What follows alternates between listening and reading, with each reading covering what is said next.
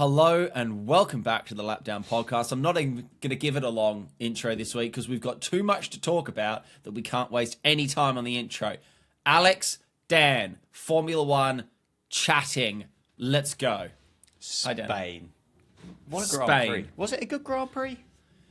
You know, I had this exact thought afterwards, actually, because I was messaging my mate about it, and I went to type out, that was a good one, and then I thought, was it a good one? And I think I settled on it. Yeah, it was a good enough one because there was moving parts everywhere. Yeah. Hey, I'll buy it. I think I messaged you and I said this is a cricket reference, so if this means nothing to you, then I apologise. But it felt like an ODI. It felt like excitement for kind of the opening bit, not a lot in the middle, and then kind of a whole lot of everything towards the end. But just with enough of kind of like subtleness throughout the entirety of the Grand Prix to keep you engaged. And I think you mentioned, didn't you, in the build-up here, like the tyre strategy was interesting. There were genuine overtaking manoeuvres with the different tyre strategies and people getting things wrong and some fisticuffs and stuff as well. So it probably was. It probably was quite a good Grand Prix. I don't know where it would rank towards the end of our year on our kind of bang done bang tier list that I'm sure we'll do again. But yeah, it was all right. Well done, Spain. Shame that we won't be going back for a long time. Yeah, well, next year and then maybe not after that. But it felt like we saw... Because I talked, I think, in the last pod, and we were nervous about where you can overtake. And I think I said there's some turn one business that can be done. Yep. And there was a bit of turn one business. But then you just had Fernando constantly sending it around the outside of turn three where no one has ever overtaken before in their life. And Fernando just went, well, I'm just going to drive out here today, and this is going to be my corner. And, I mean, that man had a good Grand Prix. We're going to get on to the beefy stuff in a minute. I know what you're all here for, but we'll box off some AOB at the top, shall we? Let's do our AOB first.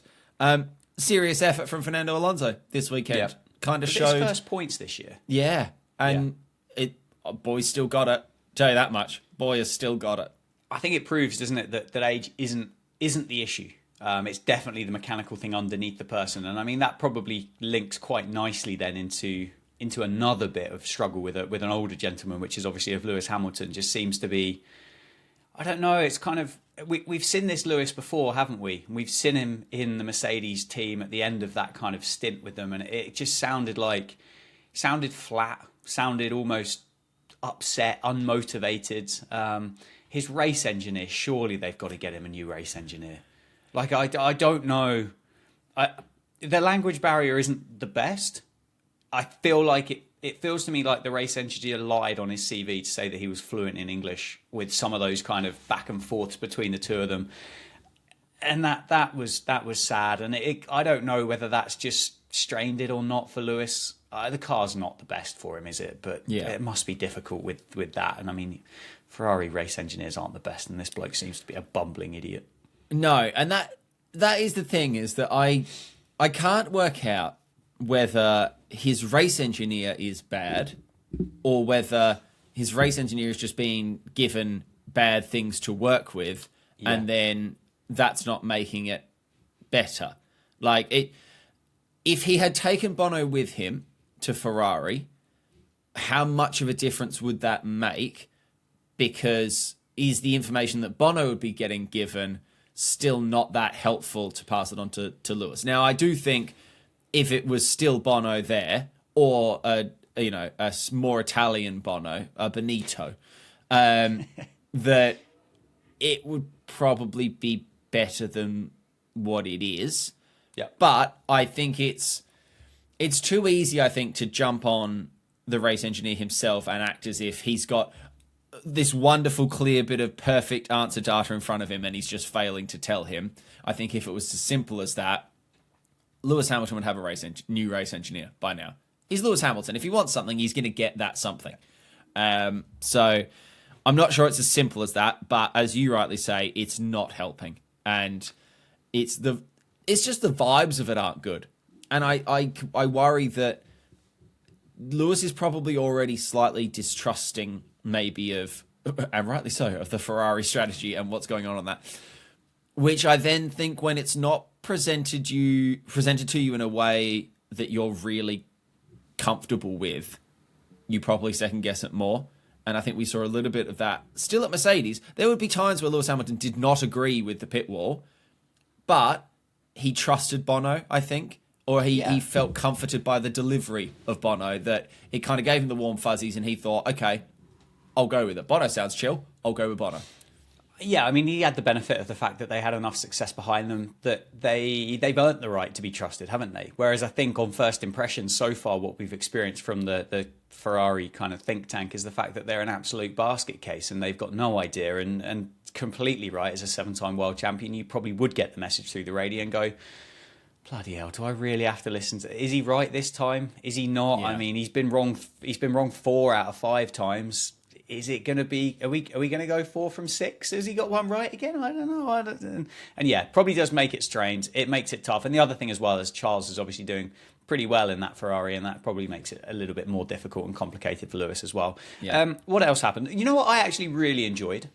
I really enjoyed Crofty and Rosberg. I really, really appreciated that commentary pairing. There was cohesion, there was chemistry. There was genuine like a warmth between the two of them, which was really nice in comparison to, was it Villeneuve earlier on this year? And that was painful as balls, wasn't it? But if Brundle's not going to be there, I quite like Rosberg. What I would love is a triple header. I would like a Crofty, Rosberg, Brundle. Ooh, because a 3-way. I would like. I wasn't going to say it. I quite deliberately avoided saying it. Rosberg has a lot of very good insights, and he is not taking any shit, and he is willing to very much call out what he's seeing from his excellent vantage point of being a relatively recent, very successful Formula One driver. Yep. He has not yet got, and I say yet, he's not yet got the patter and the flow of broadcast comms and being a second voice, which is why I think if you could bump him down to being a third voice, and again, it's the second cricket reference of the episode, we're going to shoot down to Nasser Hussain, who's at third man because he spotted something. Perfect. There were a couple of times in like quali, for example, where Martin talking through a quali lap is one of the absolute joys of world sport because it's flowing and it's poetic and he can see things that are about to happen before they happen and all that. And I am certain Rosberg can see all the same things as well. He just can't get them out of his mouth soon enough or in a really understandable way. And there were a couple of times in quali that Crosby tried to set him up for, all right, sweet, we're on board with Max Verstappen, let's go for a lap around Barcelona. And then there was sort of 5-6 seconds of silence and then Rosberg would go, oh, he missed the apex there. And it's like, come on, buddy. But no. He's 3 corners down the road now. Yeah, I agree. I think he's got a very good patter to him. I know a lot of people like him because he called... There's a little bit of tension there, I think, between him and Crofty at all times because Crofty will quite often say something and Nico will go, no. But yeah, I would like to see more. I know we don't see a huge amount of him because the bloke can't be fucked, which is more than fair enough. I see a lot of comments of like, oh, F1 TV need to give him a full season contract. He doesn't want it, lads. He's got $1 billion and he lives in Monaco and he can do what he wants. Like, he doesn't want to travel the world anymore. But yeah, no, I'd agree. I would agree. Good stuff. What else AOB happened? from me. Hulk, well done. Yes. Not sure I actually really saw Hulk on the broadcast until he overtook Lewis Hamilton in a works Ferrari. Beyond that, I don't really know how he got to P5, but well done, Nico, for getting to P5. Yes, Star of the day, possibly. Completely echo those thoughts. I have no idea how he got there. Where did he even start anyway? Down. I want to say down. Maybe he got to Q2, I think. I don't think he... Is there anything on the internet here that just gives me the result quickly? Or... No, surely not. Can't have that. But or do I have to do some serious was it scrolling? double points for Stake as well? Bortoletto got just edged out at the end, I think, by he finished Alonso. 12th. Yeah. I believe. It was on he for a started while. 12th. Nico Hülkenberg, 15th. He started. Tell you what, and yet somehow Max Verstappen was driver of the day. We'll get to it. We will get to it. I'm going to keep telling it's coming. It's coming. The Max chat's coming. The Max chat's coming. But we've got AOB. This is called retention tactics, folks. We know what we're doing. We've got AOB to get through first. Here's a little bit of AOB that's maybe a slightly longer AOB.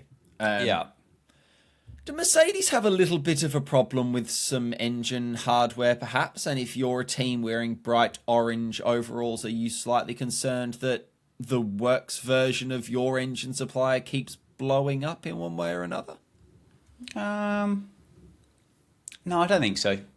I don't think so. I think these engines are pretty bullet. Oh yeah, all right. But you're not a mechanic wearing orange overalls. But I think they're fairly bulletproof. To be completely honest with you, they don't go pop very often, do they? They don't. It went pop this weekend.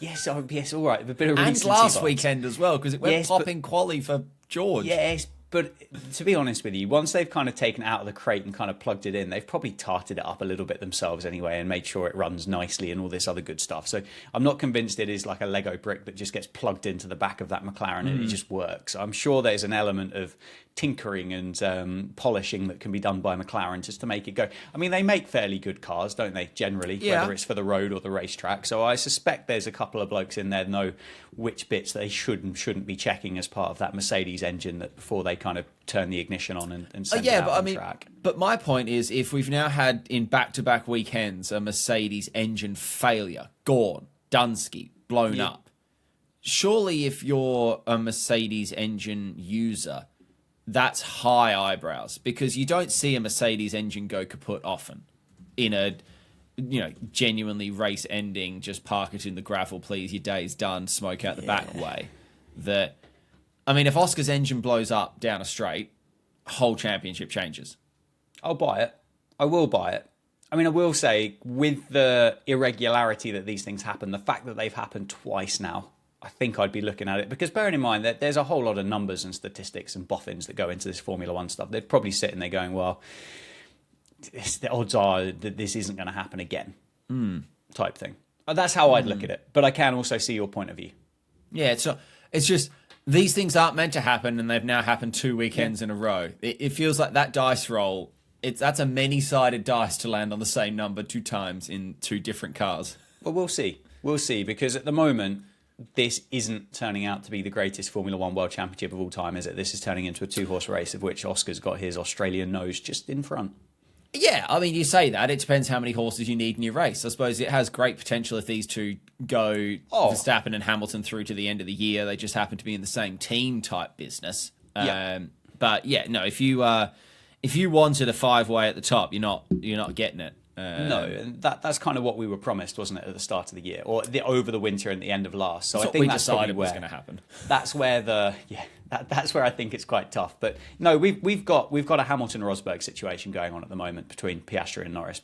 And I will say, for the time being, it seems to be fairly well mannered, doesn't it? But if anything, too well mannered. Yeah, but Oscar's won 5 races in comparison to Lando's 2. Yeah, and he's got a 10-point difference between the two of them. So come on. Just keep it going. Keep it going all the way through. Yeah. Get us there. Right, and then the last bit before I promise we will talk about M. Verstappen being M. Verstappen. Yeah. Lance Stroll, something's not right there. I'm not going to go full tinfoil, but I don't feel like the story that is coming out of that garage, it doesn't feel right. Something's weird there. It can't just suddenly be my hand hurts a little bit more now, and we're stopping mid-weekend, having done 3 FP sessions for 90 minutes and then only done 4 laps in quali because you went out in Q2. Like, that's there's something more there, I think. Yeah. Do you know, I actually saw a really nice clip with Lance Stroll. I think it was in Spain, and it was with this young nipper, and it was, oh, do you remember me, Lance? And Lance said, yeah, I do. And I think he asked him what his favourite sandwich was or something 12 months ago, and this time he asked what his favourite drink was. And there wasn't a great deal of life going on behind the eyes of Lance Stroll in response to it, was there? And it was quite kind of the response was champagne, which was quite a funny little Formula One driver response. And then it was backed up with quite a kind of a dull, well, I haven't tasted it for a while. Yeah, come on, lads. And it kind of felt like, I don't know whether that kid's walked away from that interaction and kind of felt all warm and fuzzy, or whether the kid's kind of walked away and gone, oh. I think I just learned what depression is. Yeah, I don't know. I mean, as we said last weekend, Adrian Newey was sat there on a yacht in Monaco and confirmed, didn't he, the fact that he will be working with Fernando and Lance in 2026, and the fact that Lance doesn't get the credit that he deserves. Whether you agree with that or not is completely up to you. I think he gets the right amount of credit for what he gets. Absolutely the correct amount of credit. Quite frankly, at the moment. But yeah, I mean, if you look at that, Japan 20, Bahrain 17, Saudi 16, Miami 16, Imola 15, Monaco 15, Spain can't be asked. Yeah. I don't know. I mean, at the minute, he just feels like a complete spare part in this Formula One, doesn't he? Yeah. There was a report from the BBC that came out. And look, we don't wish to be biased towards our own national agencies, but the BBC doesn't tend to work too much in tabloidism. And if they're sort of comfortable to put an article out, you tend to think they've had some process go into it, and it's probably had a couple of eyes go over it, and they're comfortable that they've got sort of a story of sort. And there was a report that came out there that Lance has hit something, punched something, smacked something in the garage after getting out in Q2, and has rebuggered the hand. I could believe it until that would suggest that there was an overflowing of emotion out of Lance Stroll, and I'm not sure if we're picturing that as a pint glass. I think you'd be going back to the bar to ask them to top it up before you'd consider we were anywhere near overflowing with emotion on that one. But yeah, it's a little uncomfortable almost. I think you're really right with there's not a huge amount of life behind the eyes, and you compare that to Alonso, for example, in the same team, in the same dog shit F1 car, that Alonso is making a mistake that's put him in the gravel, and at that point was running maybe P14, 15, that sort of region. It's not like he was running in the points. Yep. But he's not parked it and gone, well, okie dokie, not a problem, I'll have the afternoon off. He's then driven like a man absolutely possessed for the rest of the race and is pulling off ridiculous overtakes and, finally getting up into some points. Yeah. And then doing media afterwards and saying, I think he was asked directly, like, did you not consider just like parking it there? And he went, no, like absolutely not. People, make a lot of effort to come here. They travel for ages. They've been here all weekend. They come every year. Of course, I'm going to put a show on. Lance is never saying any of those words. He could be winning the championship, and I don't think he says any of those words ever. No, I agree. And I mean, next weekend, not this weekend coming, but the weekend afterwards, we go over to Canada, don't we, for the home Grand Prix for Lance Stroll, and I'm not convinced that he'll be that thrilled about it. And I don't think there'll be a huge fanfare about the fact it's a home Grand Prix. Like, quite often you'll get special pieces for the broadcast, and maybe to be fair, maybe you do get those on the Canadian kind of networks and broadcasts and things, but we don't see them across the pond in the UK with Sky Sports, which I would imagine do pretty much. I would imagine they'll do a lot, and I couldn't tell you the last time I saw a feature. Was the last feature I saw Lance Stroll in when they were trying to drift that Aston Martin DB5 with Sebastian Vettel and Martin Brundle? Whenever that. Well, got to be at least 5 years ago, and he spent the whole time kind of pointing the wrong way. Don't know. I tend to switch on at sort of 1:59. Fair enough. Well, I'll drop in for a Brundle grid walk, and then I'll come in at 1:59. I've got an idea. Here we go. I've got an idea. How about poutine with Lance Stroll? Okay. And basically what we got him in an apron and a nice little chef hat on here, and he's making poutine. And he's talking about the history and how much he likes poutine, and it's iconic for Canada, and it's delicious, and it's kind of the guilty pleasure or the cheap meal or something like that. And we get to know a little bit about Lance Stroll. Yeah. I don't know if I want to get to know Lance Stroll is the problem. All right. Well, should we move on then? Should we move on? My last question, and you kind of flagged on it there. Before we get to the Max stuff, it's coming. Oh, jeez. And I think about 0.8% of our listenership are in Canada. If you're a Canadian Lapdown listener, stick your hand up, lapdownpod@gmail.com, send us an email. Oh, do the Canadians actually support Lance Stroll? So I obviously support Oscar Piastri because he is Australian, and I like to see him win because I like to hear the anthem. I like Danny Rick because he's Australian and he grew up 2 streets over from me, and I supported him because he's Australian, sort of regardless of what team he drove in. I was a McLaren fan plus a Danny Rick fan. is Lance getting that national support out of Canada? Like, if you're a Canadian Formula One fan, do you want to see Lance do well because he's Canadian? Or are you just, are we just pushing him to the side like a toy we don't want to play with? That's my question. It's a good question, I don't know because I'm not Canadian. I think it would be unfair for me to say. I just did a quick Google actually to see if he appears on any of these. So I've just Googled 2025 most famous Canadian sports stars. Okay. I feel like there's going to be a lot of hockey in here. Yeah, well, this is the AI thing that's popped up here, and I don't know many of these people, if many at all. But soccer: Christine Sinclair, Diana Matheson, Lars Hirschfield, Michelle Pye, Alphonso Davies. Hockey: Sidney Crosby, Connor McDavid. Tennis: Bianca Andreescu and Leila Fernandez. Track and field: Andre de Grasse. Other notable athletes. So here is where you think Lance Stroll. Taylor Elgersma, who was named U Sports Male Athlete of the Year for his performance as quarterback in Canadian football, that famous sport. Shola Jimo, who's a promising young player in the Canadian Premier League. Brian Yang, who plays badminton. And Felix Antoine Perrin, who was named the CCAA Men's Volleyball Player of the Year. And there is absolutely no mention of Lance Stroll by AI, I will say, by AI. But that's scraping, isn't it? Yeah, in the most famous Canadian sports stars for 2025. And last time I checked, Formula One's a sport. It's the concern for me there was so early in that list, you'd already ticked off track and field. Now, this is no disrespect to the track and field athletes of the world. I'm sure they enjoy it and they do, they make a lot of money. But my interest in track and field lasts for 1 hour every 4 years in a different country of the world, and that's it. So the fact that we were so high on the list there, 100 meters. What are you watching an hour for?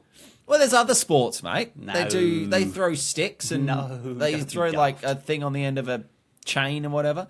And then we got to badminton, and then we got to volleyball, and we still hadn't strolled. And I think that tells you all you need to know. School sports day before we got to Lance Stroll. Yep. So yeah, it tells you all you need to know. I'm firming that we might not see him there next year. I don't know. I got no basis for that apart from if we're now, having tantrums and can't be bothered to do race weekends, mid-race weekend. Can't see it. I'll buy it. Right then, we'll take a short break and then we'll come back with some Max Verstappen. No, okay. Should we do some Max stuff? Because fuck me. Yeah. That's my intro. How have we filled 23 minutes of podcast without talking about the most controversial retention moment in percentage the entire statistics Grand Prix? Fair fucks to you. If you've listened the whole way through to get here, then fair play. If you just fast forward it all the way through to here, then also I completely understand as well. But One word to sum up Max Verstappen's Spanish Grand Prix. Dickhead. That'll do. Yeah. I can't think of a better way. With F, but yeah. Do you know, if you're a Max Verstappen fan, you're a Max Verstappen fan, and it kind of feels like you will die on that hill for Max Verstappen. And it's admirable to a point, and I kind of understand it. But are you able to defend Max from this? Like, is there a defence here? Clearly there is, because he won Driver of the Day, but is there actually a legitimate defence here that you can sit there and go, well, it was because of, or it wasn't his fault, or the reason why was, like, this is ridiculous. I mean, there was the restart that clearly Oscar kind of probably just got the red mist boiling a little bit. Red Bull fucked him over by putting him on the hard tyres for starters. He completely fluffed the exit for the last corner down that start-finish straight, which Charles then walked past him like he wasn't moving and then claimed the fact that Charles had actually hit him, which he hadn't. So clearly there was something kind of going awry there. George sent it from about 3 miles back into turn one and made connection. And I don't genuinely believe that Max had to give that place back, because I don't think George was there to make that move. But that's by the by. Then he was told to give the place back by Red Bull, which clearly would have wound the young man up slightly more, to the point that he got halfway through it and then thought, no, you know what, fuck it, I'm just going to hit him. Would he have hit anybody else, or was it because it was George? Like, and what possesses you? And I realise, like, don't get me wrong, this wasn't a high-speed crash at 200 mile an hour that kind of caused the risk to life. And I mean, these cars are fairly strong. They bumped off one another and they carried on, didn't they? But that's pretty petulant, isn't it? It's genuinely alarming, I think. So couple of points out of that. I've already seen a large percentage of a certain Orange and Dutch fan base trying to what about their way out of it. Vettel on someone a couple of years back gave him a little love tap because he wasn't happy, and there is no defense for it. You've actively driven into another driver to crash into him. That's not on. You can't do it. And then it doesn't matter that George clipped him, a couple of corners before in a racing incident, which the FIA said in their document we didn't see that as penalty worthy. The FIA weren't going to make Max give the position back. The FIA also didn't think that George did anything wrong. The FIA we just went racing. It's essentially turn one, lap one again. Yep. So it's absolutely inexcusable. It's how it's only a 10-second penalty is the worst bit of all of this, I think, for me. It's obviously horrific that he's done it. Yeah. But George Russell got a drive-through penalty last week for getting a little bit bored and cutting the chicane. And Max Verstappen gets 10 seconds for willingly and deliberately opening his steering to drive into the side of another driver. And you made a perfect point. No, that's not a high-speed corner, right? This is not Silverstone, where he's been punted into the wall in 60G or whatever. But that doesn't matter because weird, incidents happen all the time, right? You have weird impacts can have, NFL players can get what looks like a really inconspicuous tackle, but you just hit them at just the wrong time in between two heartbeats and whatever, and then all the rest of it. And I'm not trying to get too... Monza. Look at turn 2 Monza. Yeah, I'm not trying to get too carried away with suggesting that George was genuinely at risk of being killed in this. He absolutely wasn't. But let's not set a precedent that we're allowed to run into other drivers, please, because all that takes is wheels to get tangled. George is now upside down. Another car's not seen it. That car's now into the back of George. And it's not George that's in strife. It's two broken legs on Kimi Antonelli, and he's never driving again because he went underneath another car. I shrieked twice. I shrieked once on the restart where he nearly managed to put it into the wall. Yeah. And then I shrieked again when George kind of went punting into him. And then actually, to be fair, I don't even think I shrieked the third time. I think I shouted the third time when he drove into the side of him. Got to ban the bloke. You've got to ban the bloke. I'm sorry. Do you know, I'd warmed to Max over the last 12 months. I had, not to the point that I would suddenly start wearing a number 33 baseball cap or suddenly start thinking about buying Red Bull merchandise, but I had warmed to him because I felt that he'd mellowed. I felt that last year as well, for the majority, he was absolutely incredible to kind of take that championship with the car that he had, if you look past what he did at Mexico to Lando.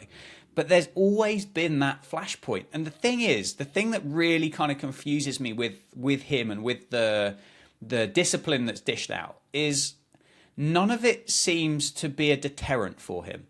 And that's the bit that I'm a little bit concerned about, because he's walked away here with a 10-second penalty. He's still finished with World Championship points. There's only one, and it possibly isn't going to be the difference between him winning a World Championship or a 5th World Championship. I don't think that. I think that horse is already bolted. But it might be the difference between him finishing 3rd, which I don't think he'll care about. But it genuinely could play a big impact if we go back to those Mercedes engines going pop and Lando and Oscar start like fighting over one another and stuff like that. There could be a point difference here that actually makes a big difference. But I don't understand how. It's just like you look at it and you think, it's just rental go-karting from somebody that's never done it before, and they've just had a paddy because they've been outmaneuvered, or they've flustered, or they've flapped or fucked up, and he's just gone, you know what, I'm just going to hit him. Yeah. And if you didn't do that in a race car and you did it down the street, I'm fairly sure that'd probably just be assault, wouldn't it? Yeah, I mean, you can't tell me that if any other driver, literally any of the 19 other blokes pull off that same manoeuvre, they don't get the book thrown at them far harder than Max has. I don't think the 19 do, though. Oh, no, they absolutely wouldn't. Him. But in let's play an absolute devil's advocate world that, Yuki sees red mist, as he is prone to do, and does that manoeuvre. I guarantee you that's more than a 10-second slap on the wrist. We're going to bump you down to P10. Do you know, I don't know if it is. which I think is a massive problem.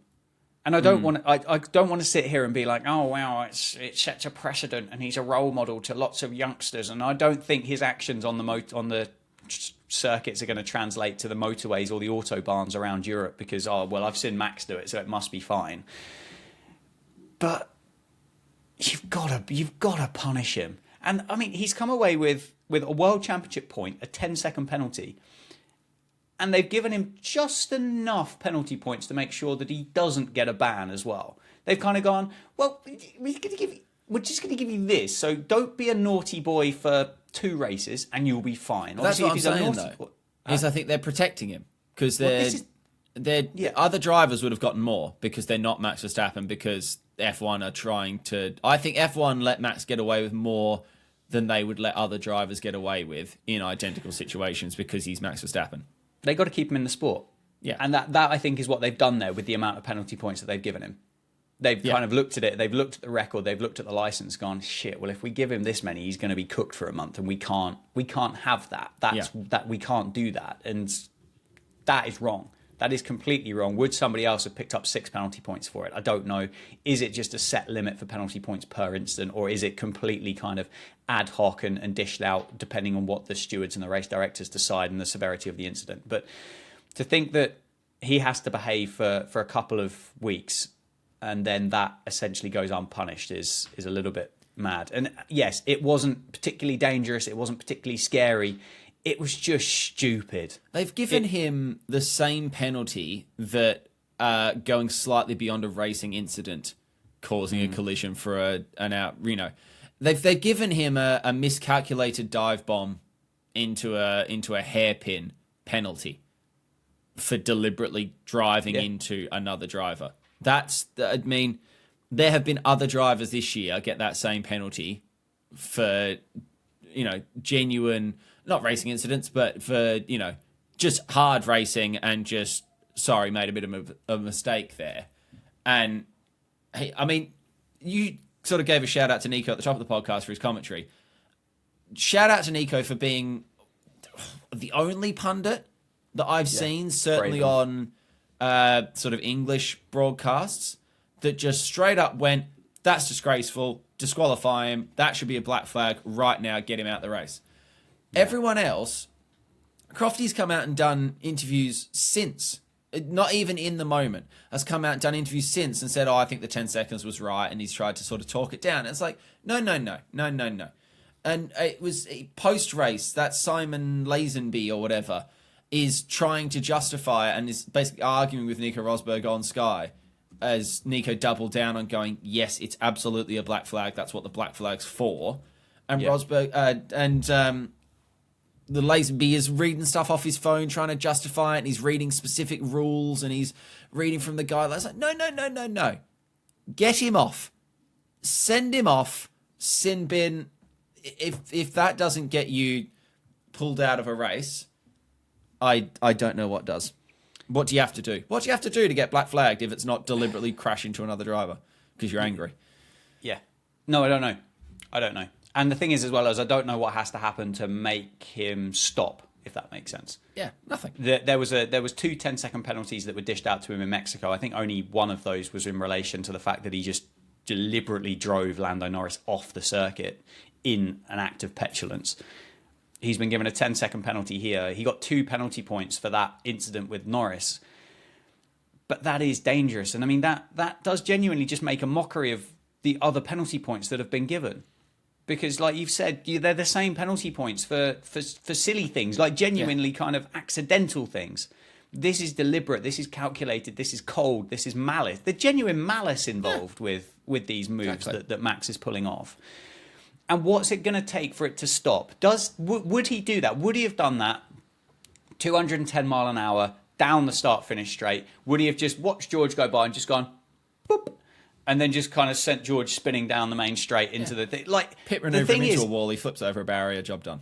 Precisely. You could sit here easily listening to this, watching this, commenting on TikTok, and I'm sure you probably will, and go, well, he wouldn't do that. How could you categorically say, with what you've seen so far, and with the penalties that have been posted for him, to turn around and say there is absolutely zero chance that would happen or would cross his mind, because I don't think we can.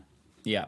What I thought was really telling, actually, I don't know if you saw any of the cool-down room stuff. And the cool-down rooms are always very interesting because you get generally a relatively unfiltered driver opinion, right? The blokes that were actually out there on the track doing it at the time. And they all saw that on the big screen, and all three of them didn't say anything and just looked at each other with facial expressions like they'd been caught by the teacher.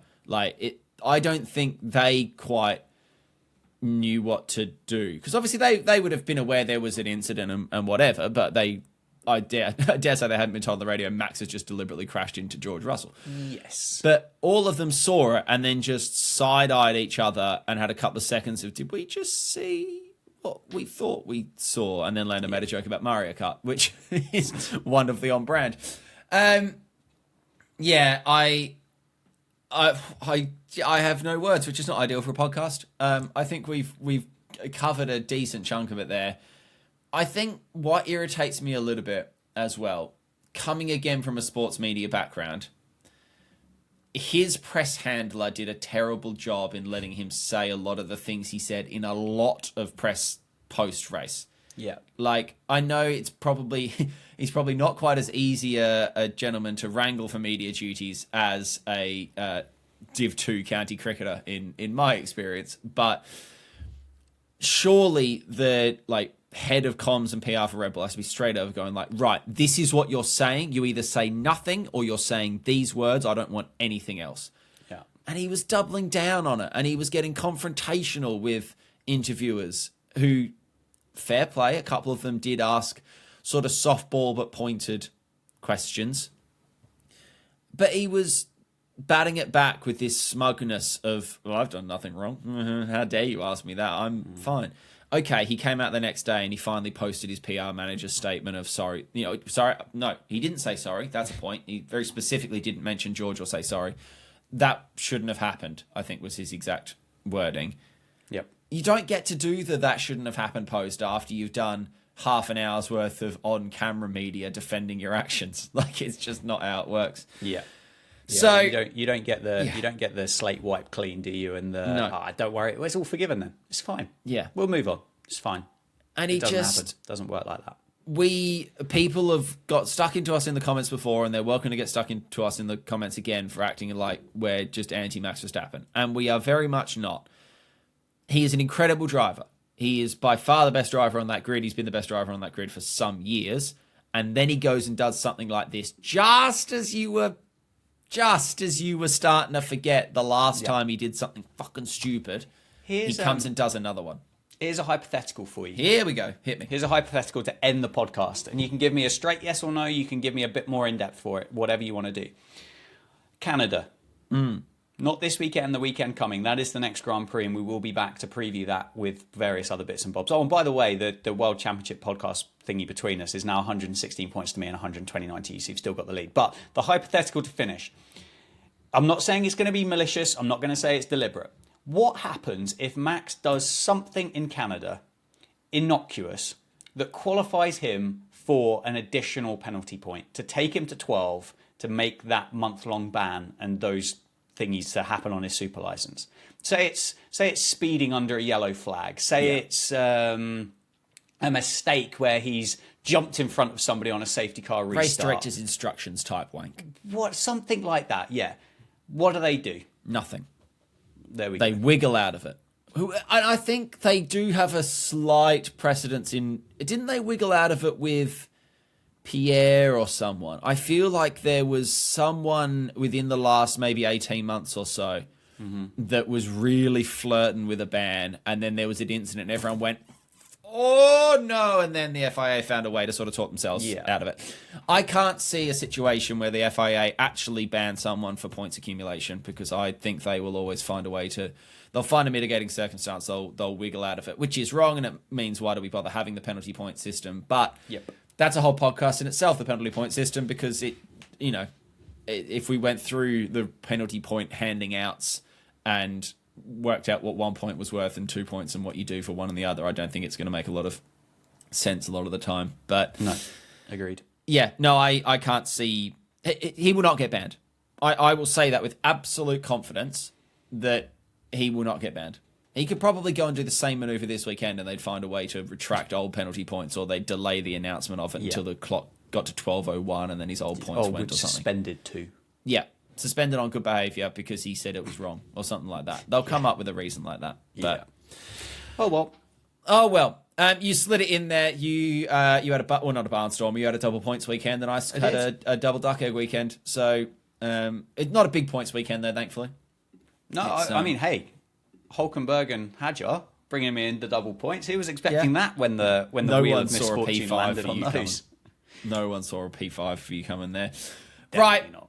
There you go. I hope it was worth getting to the Max Verstappen stuff. And if you have a contrary opinion to anything we just said there, please do send it in, and I'll quite happily read it on the pod next week, because I would even love to hear from the most Max Verstappen ultra try and defend that, because I would just be fascinated to hear what they can come up with for that. So lapdownpod@gmail.com if you have a contrary take to any of that or anything else we haven't covered.